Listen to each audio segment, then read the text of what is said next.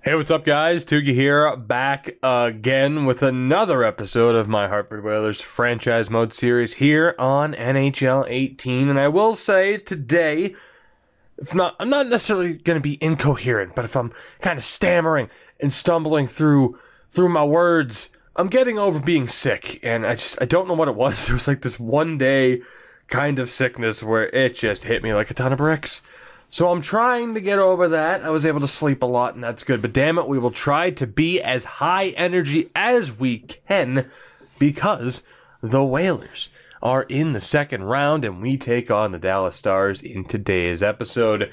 Now, as far as the lineups go, at least for now, we are going to stick with what got us to this point. We had to make those changes in the first round series. It worked. We're here now. Of course, when talking about who we'd really like to see to step up, the main man has to be David Pastrnak. He needs to score goals if we are going to find success in this series. And, you could even argue, putting Burakovsky on the center spot. And you know what? Maybe we will. Maybe we'll try Nolan at center, Burakovsky on the left, Patrick on the right. And that way he's on his strong side, and I guess we'll see if that works. But regardless, that is the biggest question mark right now. Defense, of course, it's looking good except for that third pairing. Of course, we are going to have the Carlson-Del Zotto pairing. It does suck to have to take Liljegren out of the lineup. And then Malcolm Subban did all right in the first round. Let's hope he can... here's the thing. I missed the game, the Bruins-Vegas game, the first time those two franchises ever played one another.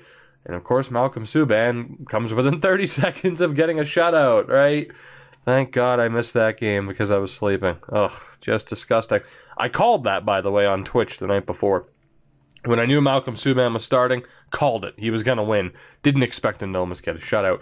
But anyway, point being, let's hope that Malcolm Subban shows up for us in this series. Now, of course, we are taking on the Dallas Stars. Let's go ahead and see what we are up against, and it's a little bit frightening. It's a little bit scary, I have to admit. So top line, you have Jamie Benn with 6 points. I believe they went 7. They did go 7 in the first round. So 6 points for Jamie Benn, centered by Tyler Seguin. He had 4 points in the first round. And they have Nino Niederreiter, who had 7 points. He was a point-a-game player in the first round. That's a little bit scary, that top line. I mean, it speaks for itself. Second line, Jason Dickinson, no points in the first round. Like I always say, that could be good news for us that he's underperforming, or bad news for us if he starts getting his offensive game going. He is centered by Charlie Coyle, only 1 point for him, and Denis Gurianov is also on that second line. So I'm scared to death, guys. They made it to the second round despite only getting 1 point out of that second line. You cannot tell me they're going to be that quiet again. We are in trouble. That second line wakes up. We are in trouble. And it looks like the third line, at least in the case of Matthias Janmark, they kind of stepped it up. 5 points for him, 5 points for Radek Faksa, and 6 points for Tom Wilson. 9 shots, 3 goals. That is... Oh, that's scary. And then you have the fourth line of Antoine Roussel. I'm surprised he was only in the box once. Unrealistic, EA. Centered by Devon Shore with Nick Shore on the right. Funny how that works. You might be able to hear my dog, Emmy, just not necessarily ripping her ear apart. She just got out of the bath and dogs scratch. I don't know. I don't know if that can ever pick up on the mic. I swear, she has allergies or something. If you'll follow me on Twitch, you'll know that numerous times a night I gotta tell her to take it easy with the scratching. But anyway, you're not here to have me explain my dog's seasonal allergies. We're here to look at Dallas, and when you look at their defense, again, it's a little bit scary. The top pairing of Julius Honka with John Klingberg, 90 overall, John Klingberg no less. Second pairing is Jamie Oleksiak with Justin Braun. The third pairing is Esa Lindell, not a healthy Esa Lindell, with Cal Foote, only a 78 at 23 years old. And people thought that I, kind of somehow mismanaged Timothy Liljegren. He's at least doing a little bit better than Cal Foote. The goaltender is still Ben Bishop. All these years later, he is still there. He had a .921 save percentage in the first round. Marcus Rusu is the backup. 3 healthy scratches. Roop Heinz, Darren Helm, and J.T. Brown. I'm a little bit less optimistic than I was heading into this episode after looking at their team. We're like 5 minutes into this video. Let's get down to business. Let's begin this series, shall we? It is game 1. We have home ice advantage. Let's see if we can make the most of it, shall we? For some reason, our 4th line was out there against their top line for the opening draw. That's a little bit scary. And again, too, we'll have to keep an eye out on the Connecticut Whale. They are still in the postseason, so that is good news all around. Here we go. First period of game 1. And, well, you know, I said Janmark had a pretty good first round. Looks like he doesn't plan on slowing down. 2 goals for Janmark in the first period. We were outshot 15-11, and we're down 2-0 on the scoreboard. Not ideal. Second period, can we turn it around? We can, in a way. Tom Wilson made it 3-0, so their third line is continuing to dominate. But then our third line battles back with 2 goals. Chris Tierney and Colin Wilson. It's at least down to a 1-goal game as we enter the third period. Shots are pretty much even. We have a chance. If we can score early, maybe a certain David Pastrnak would like to finally get a goal. Or, I don't know, a Lucas Ledecker. Somebody, anybody, please. There's 5 minutes left. We had a power play. We couldn't score. Please, somebody, anybody. Oh my God, Daniel Sprong, are you kidding? Whoo, I got choked. Sorry, I got choked up there. God, because right as I'm about to say, and the game's over, Daniel Sprong scored. I thought for sure it was an empty net goal for them. All right, wow. I'm actually in a bit of physical pain here. Whew, we're good. EA, you can't do that to me, man. I'm getting over being sick. You cannot do that to me. I'm not 100% here. Give a guy a break, a chance. Go easy on me. We're going to overtime in game 1. Daniel Sprong ties it with 55 seconds to go. Don't blink, you might miss it. It could end quickly. Remember what I told you about me messing up words. Well, yeah, there you go. David Pastrnak, I would love for you to score right about now, please, if you would. Or Connor Brown, that works too. That works too. Connor Brown with the overtime winner. 3 goals out of 4 from our third line, if I'm not mistaken. Wow. Of Wilson, Tierney, and Brown.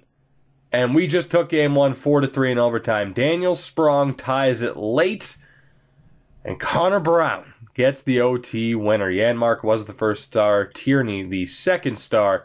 But what a game for our third line. As we get a look at the points here. The 2-point night for Tierney. Connor Brown had a point. Yossi, Ledecker, McDonough, Pastrnak, Provorov, and Radish all had assists. And then Sprong and Wilson with the goals.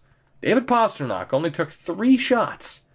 3 shots for David Pastrnak all game. Why is he struggling? I don't understand. But the good news is we are still winning despite him struggling. Now, as we take a look here, oh my God, the Connecticut Whale are up 3-0 on the Utica Comets. So things are looking great for the AHL squad, and they could potentially win the series right here tonight.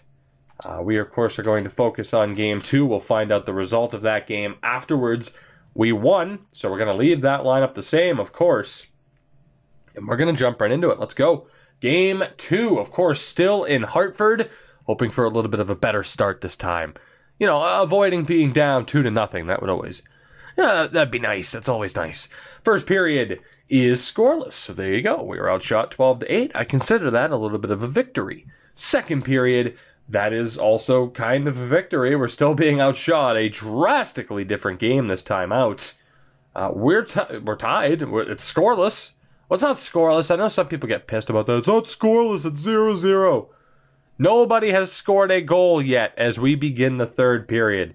Sorry for ranting and rambling. It's what I do best, though. As we trade power plays, nobody is able to score. We're halfway through the third period. Realistically, next goal could win this, and we get it on the power play. I was about to say, if we could get it on the power play, it'd be nice, and we scored immediately. Ivan Provorov with the goal. 2.5 to go. Is that going to be enough? No, it isn't. Tyler Seguin breaks my heart again. Well, in fairness, he didn't break my heart. It was Peter Chiarelli who broke my heart when he traded him. Right. Well, much like last game, they tie it up late. 2-4 overtime. Provorov and Seguin, your goal scorers. Overtime yet again here in Game 2. Will it end early? Let's find out. David Pastrnak, Lucas Liedeker, Andre Burakovsky. Nobody on Dallas, please, as they have a ridiculously long power play. What is up with that? I'd like to breathe, but I can't until we score. So please, somebody, Roman Josi maybe. Roman Josi. Oh, boy. And the series is tied at 1 win apiece. Tyler Seguin takes over and wins the game nearly single-handedly for the Dallas Stars. Now, Malcolm Subban had a spectacular game. Ben Bishop had a great game. Unfortunately, they have a difference maker. The likes of Tyler Seguin. By the way, Connecticut won. If I'm not mistaken, the Connecticut Whale have swept the Utica Comets in the second round.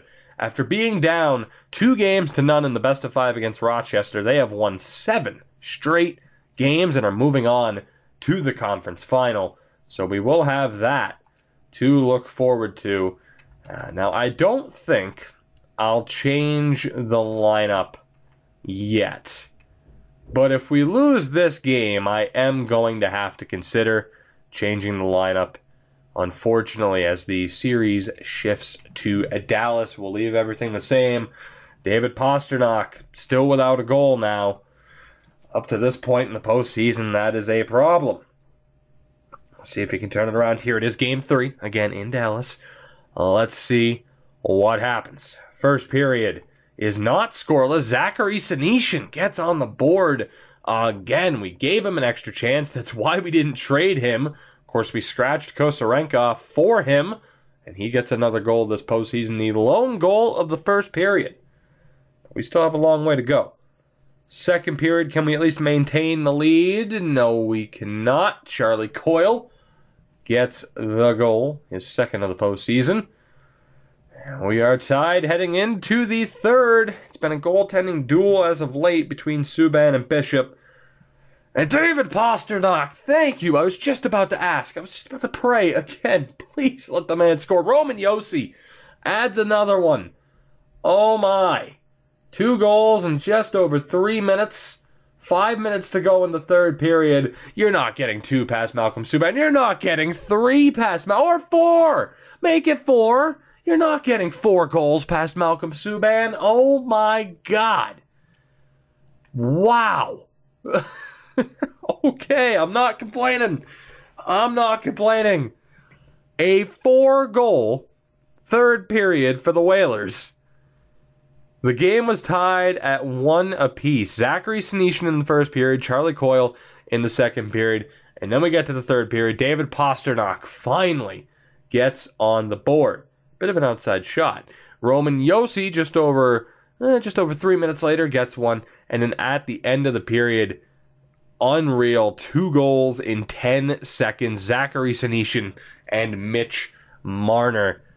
And it's a 5-1 victory for the Whalers in Game 3. Zachary Senyshyn was the first star of the game. What? 3 points, 2 goals for Senyshyn. 30-save performance from Malcolm Subban. We cannot look past his contribution so far in this series. And the Whalers have a 2-1 series lead. Now, I did just see Carlson's morale dip a little bit. I'm a little bit worried about that. Anaheim's up 2-1 on Vancouver, by the way. Out in the East, Columbus is up 3-0 on Ottawa. Philly has the 2-1 lead on Carolina. I want to check that third pairing. Has it improved at all? It really hasn't. That third pairing is still a weakness, but we don't... Well, Provorov, he's a -1, but he has 7 points. Right. So again, it might just be worth dropping somebody down to that third pairing. I mean, when you talk about who we'd rather give the opportunity to, Del Zotto's better offensively. He's the better skater. Not as good defensively. But you know what? I mean, Karlsson has just been struggling to such an extent here that I'm going to bring Liljegren back. We're going to take out Karlsson for Del Zotto. And how do we want to do this? How do we want to do this? Maybe... Oh, man. I think maybe Provorov, Liljegren, McDonough, Del Zotto. Little Rangers reunited theme there. I think we'll give that a try. I talked about potentially, spreading the wealth as far as like these, our top 4 goes, and having either Provorov or McDonough on that third pairing. And we'll see how well it works. Liljegren will be back in the lineup working with Ivan Provorov. It's risky, but it just might work. And I think... how do we want to do this? How do we want to do this?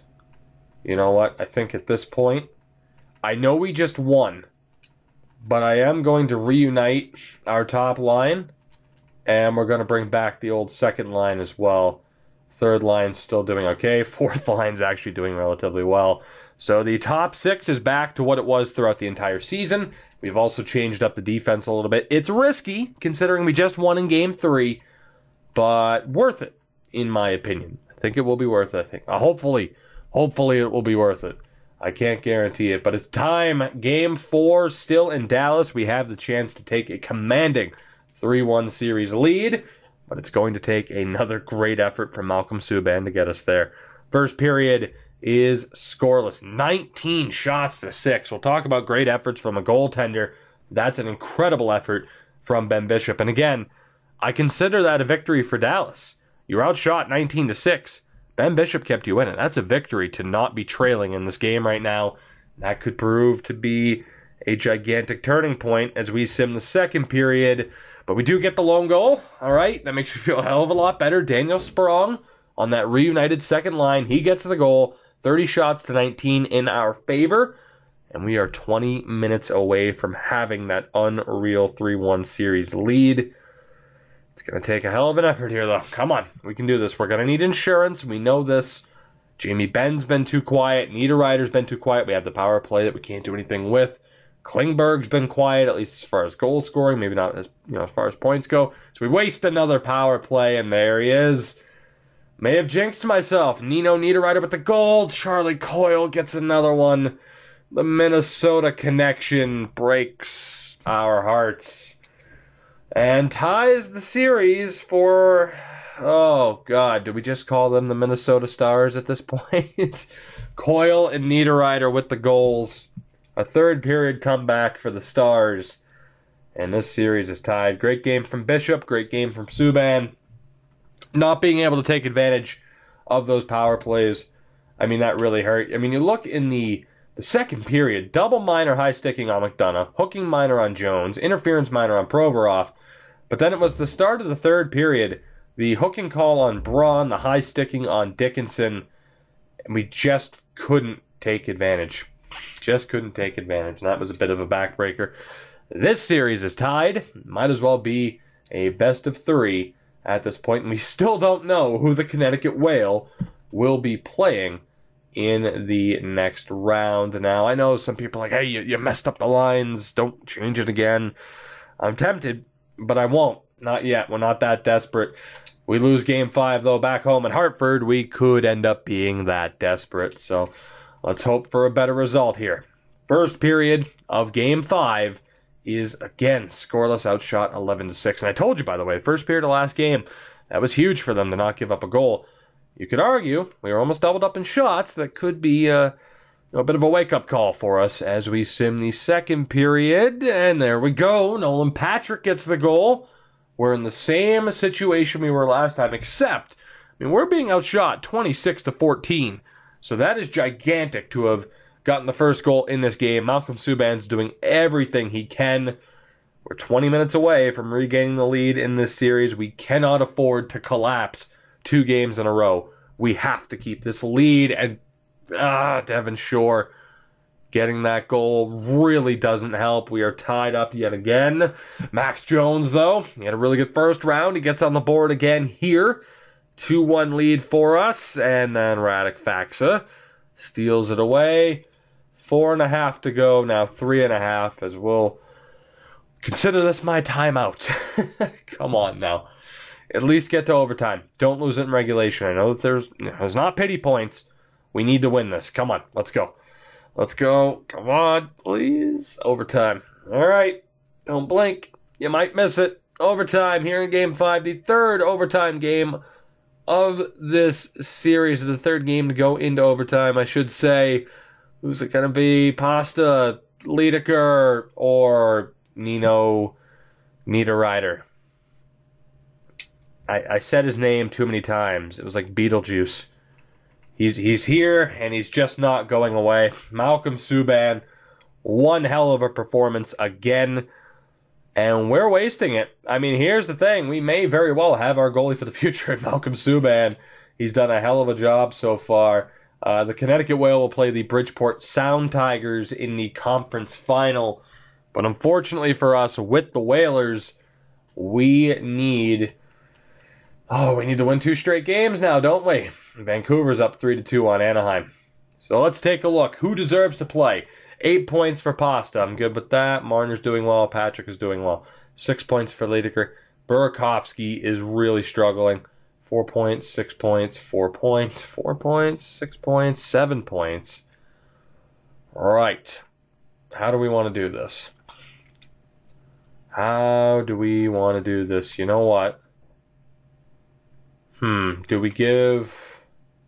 I mean, Liediker can play center. Liediker can play center. I'm just thinking here. There's a couple of different ways we could go. One could include bumping Senyshyn up to the top line.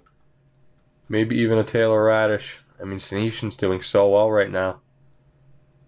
I don't really want to bump Connor Brown back down to the 4th line, but it's what I'd have to do because I really don't want to bump Colin Wilson all the way down. You know what? Maybe that's what we do. So we put Wilson as the 4th line center. Maybe, I don't know. That might be a bit too much. That might be a bit too much. Yeah, I'm not 100% on that. You know, Senyshyn's doing really well, but I'm not 100% on it. I am going to give Colin Wilson the chance, though. So, Colin, don't make a fool out of me, buddy. Don't make a fool out of me. But that's the change we're going to make, swapping Wilson and Burakovsky. It is so risky. And then on defense, it hasn't gotten any better. It hasn't. I didn't expect our defense to fail us this series, but so far it has. So far it has. Hansen is having a great postseason. Phil Crosby is having a great postseason. Had a great regular season as well, the leading scorer. I think we have to make changes that we didn't necessarily anticipate having to make. And that's going to include calling up Nick Hansen and Phil Crosby. I'll send down Del Zotto to help out the Connecticut Whale a little bit. Again, it sucks to take away from their team right now just because they were on such a roll. But I can't prioritize the AHL team, of course.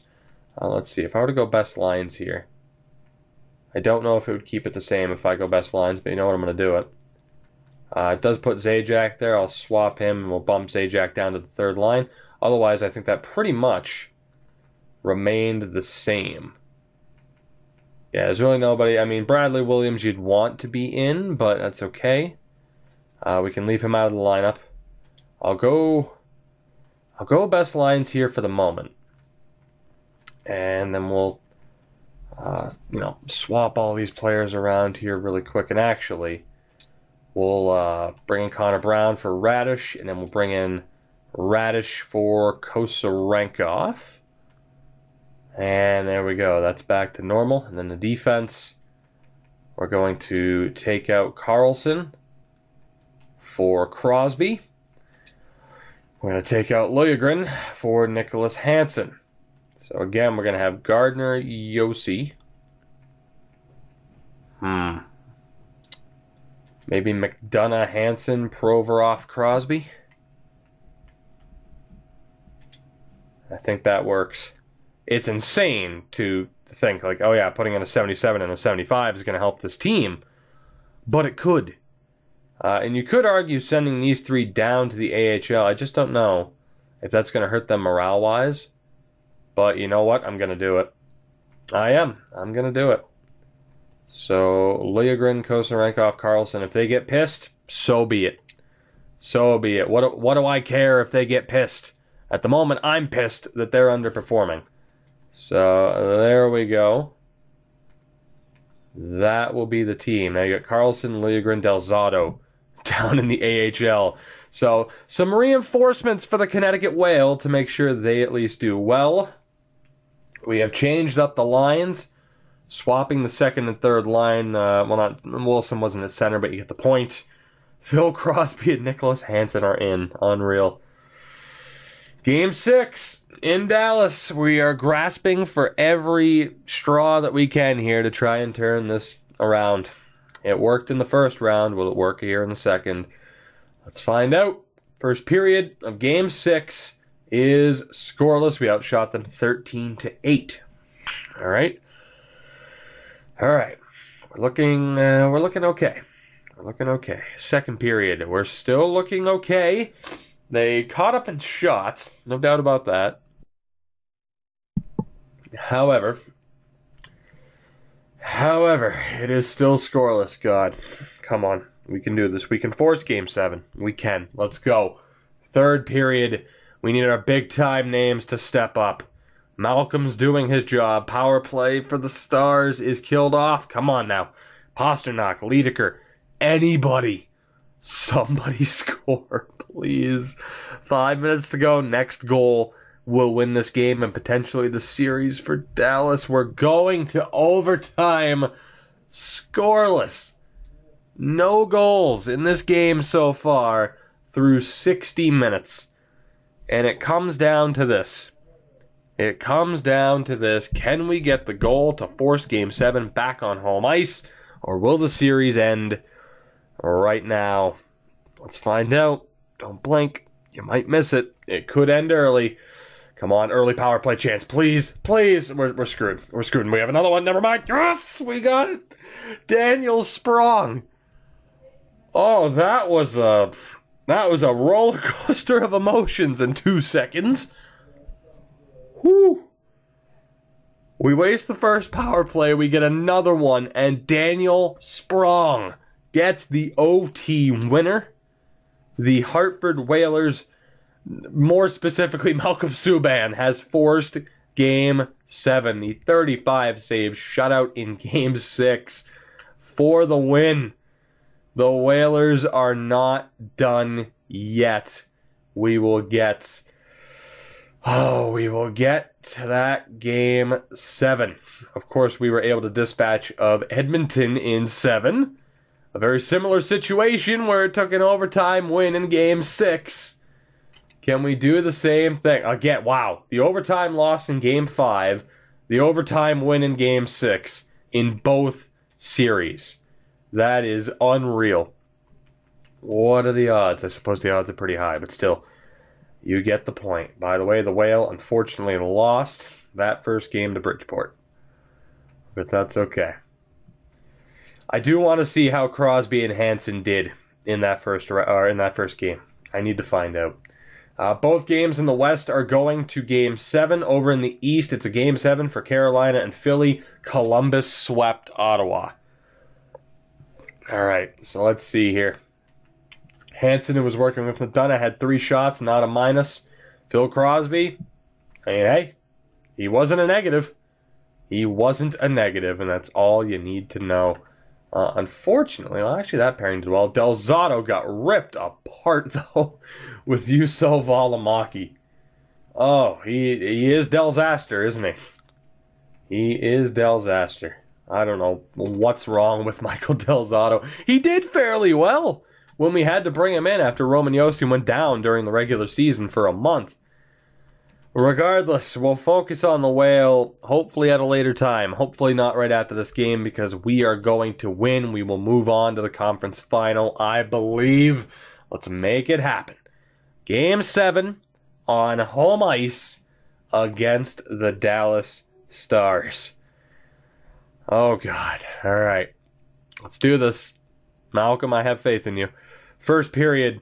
And we get the first goal, David Pastrnak. Thank you. Only his second goal of this postseason. We outshot them 15-5. Unlike the previous time where we dominated the first period, we were able to take advantage of it. Pasta gets the goal. We have the 1-0 lead after 20. Oh boy, here we go. Second period is scoreless. Malcolm Subban and the defense getting the job done. We have the more than doubled up in shots, 29-14 in our favor. We are 20 minutes away. We have blown a 1-0 lead in the third period already this series. Let's see if we learned from our mistakes. We are 20 minutes away from going to the conference final. Can we get the job done? Halfway through the third period, I would still love an insurance goal. 5 minutes to go. Can we hold on? Can Malcolm Subban shut the door? Yes, we can. Oh my God. Back-to-back shutouts from Malcolm Subban in elimination games. The Game 6 1-0 shutout victory, and then the Game 7 1-0 shutout victory. Man, I am nearly speechless.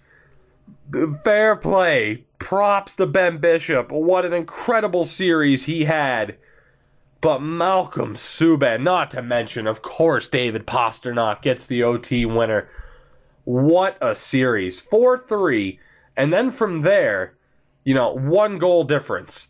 Pretty crazy there. 1 goal difference. 5 games had a 1 goal difference, but not to mention 3 straight overtime games and then 2 straight 1-0 overtime victories. The shutouts for Malcolm Subban, I think it proved to be the right idea, as you can more than likely definitely hear Emmy now. Emmy, can you stop? Can you stop it? Emmy, we're trying to be hype. Can you stop it? I get that you're itchy, man. I'm sorry.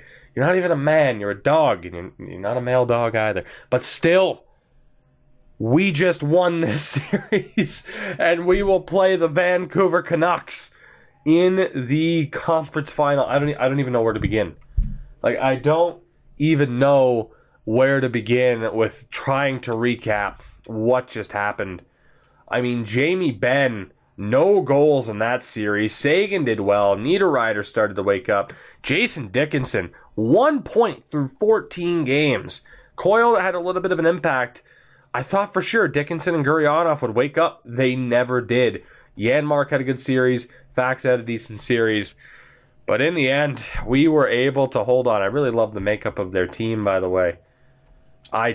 Ben Bishop, though. What's his save? 928 save percentage, which is what Subban was at when we began this episode.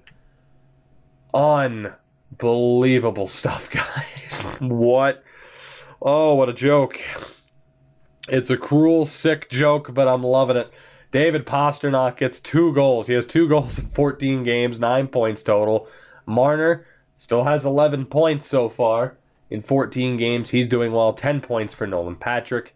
Liedekar, you'd really like him to step up, that's for sure. Colin Wilson, same thing. Sprong, still doing well. I mean, we have some underperforming players. There is no doubt about that. But that fourth line right now has been magic. It's just trying to get that right combination of players within the top 9. And then defensively, Gardner and Yossi. It's been a great pairing. McDonough's done all right. Nicholas Hansen, 77 overall. Defensively, he's decent. He's an offensive wizard with that 90 offensive awareness. I mean, he only took 3 shots, but he's not a minus player. He came in and essentially played like a defensive shutdown role. It's ridiculous. Same for Phil Crosby. He only took 1 shot. This is the guy who led the AHL in scoring as a defenseman. And here they are. They step in and provide a little bit of defensive solidarity. It just doesn't make sense. But, of course, Malcolm frickin' Subban. Here I said at the beginning of this episode, can you please play like the Malcolm Subban that played against the Bruins on Sunday night for the Vegas Golden Knights? And there you go. 942 save percentage, back-to-back shutouts in games 6 and 7. We made that call to go with him. He had great numbers. We get rid of Joonas Korpisalo. He is the reason why we will play the Vancouver Canucks in the conference final. There is no doubt about that. And with the Connecticut Whale, I cannot remember. Did they win their last game? I have no idea if they did. They did. Okay. So they won game 2, which is wonderful. I was a little bit worried about changing up their lineup so much, too. Both of our teams are going to the conference final. Unfortunately, we're not going to be able to sim the next game for the Whale because it coincides with game 1 against the Canucks. We will have home ice advantage in that series. We will take a look at their lineup in the next episode. For the first time, the Hartford Whalers, after a 51-win season, an unbelievable season where we really overperformed, or did we? We may, in fact, just be that damn good. It's the Final Four. Hartford, Vancouver, Carolina, Columbus, and we will see what happens in both series in the next episode. So until next time, guys, I hope you did enjoy. I'm glad I was able to get through this. And saying this, oh my god.